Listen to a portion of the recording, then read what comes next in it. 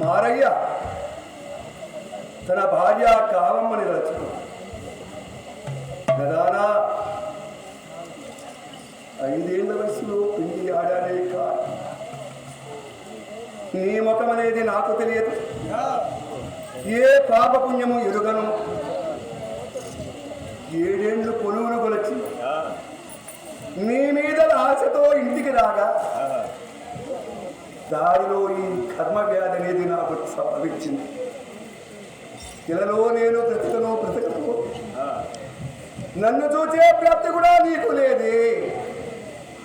నిన్ను చూసే ప్రాప్తి కూడా నాకు లేకపోయింది. ఏ జన్మ పాపమో ఎవరి శాపమో నా ఈ జన్మములో ఇట్లు వ్రాచాడు ఆ బ్రహ్మదేవుడు నాకు వ్రాతలేదు. ఎవరి పొందులు నేను ఎడలబాపానో కానీ భగవంతుడు నాకు ఇట్లు వ్రాసాలి అని భార్యాన్ని తలచుకుని మరువాని దుఃఖపోవచ్చు. భార్య మీద ప్రేమతో అంటే రోజు రోజుకు అధికమైపోతున్నది జబ్బు, తగ్గే ప్రసక్తి లేదన్నమాట. మారయ్య రూపము మారిపోయినది. ఆజానుభావుడంటి మారయ్య చిక్కి శల్యమైపోయాడు. 1 నెల రోజుల ప్రయాణం వచ్చేసినది కూడా. 15 రోజుల జబ్బులో వస్తున్నాడు మారయ్య చావు బ్రతుకులతో. కాకినాడకు వచ్చి చేరింది ఓడ. ఆడ ఉండే కూలీలు అంటే ముందు కాలంలో ఈ కరెంటు మైకులంతా లేదన్నమాట. ఎక్కడ రైల్వే స్టేషన్ అయినా కానీ బస్ స్టేషన్ అయినా కానీ ప్రతి ఊరికి పోవాలంటే బస్సు కానీ ట్రైన్ కానీ అక్కడ ఉండేది కూలీలు. పలానా జాగాకు వెళుతుందయ్యా బస్సు అంటారు, అనౌన్స్ చేసేవాళ్ళు. ఇప్పుడు కంప్యూటర్ కాలం కాబట్టి మైకులు చేసింది కాబట్టి కంప్యూటర్లో మైకులు చెప్తా ఉంటారు. ఆ ప్రకారంగానే కాకినాడకు వచ్చేది కూలీలు చూచారు. ఇదే కాకినాడ, ఇదే కాకినాడ అంటున్నారు కూలీలు. మారయ్య చావు బ్రతుకులుతూ ఉన్నాడు, శ్రాపోయాడు. ఆ మాట మారయ్యకు చెవులో చెప్పిన చందమైన ఆ కాకినాడనే మాట విన్నాడు. మారయ్యకు స్పృహ వచ్చి కళ్ళు తెరిచి చూచాడు.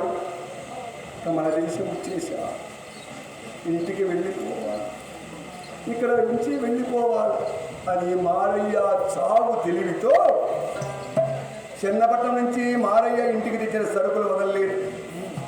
ఇంత జబ్బులో కూడా చూడండి, మానవునికి ఆచరణకు పిశాచి.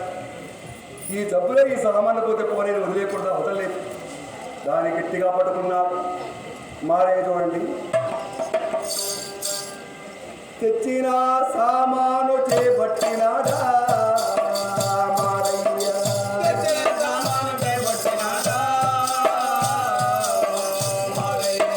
మెల్లి మెల్లిగా తల ఓడదిగినాడు మారయ్య,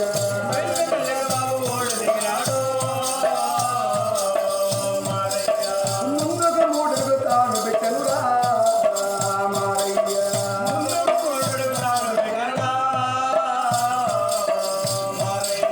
నడవడానికి మరీ శక్తి లేదండి మారయ్య,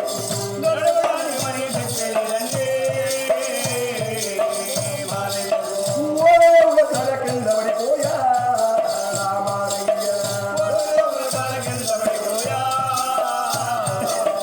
మారయ్య, గిరిగిజ గిరిగిజ తన్నుకుంటాడు మారయ్య,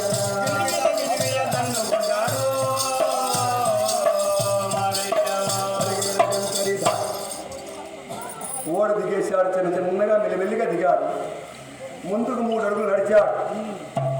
నడవడానికి శక్తి లేక కింద పడిపోయాడు. కాళ్ళు చేతులు తన్నుకోవటం, గుంజుకోవటం. ఆడుండే కూలిపోయి ఇచ్చారు. పరుగు పరుగున వచ్చి బాగా నీళ్లు పోసి మారయ్యని కుస్తరించారు. ఆ మారయ్యని చూచి, పాపం ఏ తల్లి కన్నా పెట్టు, ఏ తండ్రి చాకిని పెట్టో గొప్ప ఇంటి వాడుగా ఉన్నది అని మారయ్యని గదిని బట్టి, అబ్బా ఏ ఊరయ్యా మీది, ఎక్కడికి వెళ్ళాలా, నీ పేరేమి, నీ కులగోత్రాలేమి చెప్పయ్యా, మేము తీసుకుపోతామంటున్నారు. ఎవరు కూలీ, వాళ్ళు చెప్పేది మొత్తం వింటాడు. చెప్పడానికి నోరాడలేదు మారయ్య. కలకలా కన్నీరు పెట్టుచు ఆ మాటలంతా విన్నాక మారయ్య చూడండి, జాముకొక్క మాట మాట్లాడినాడా మారయ్య,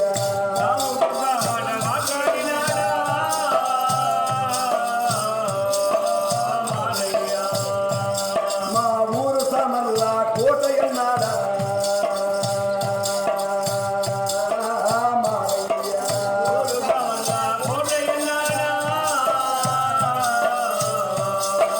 మారయ్య, అంతలు మాటలు నోటి మాటలుగా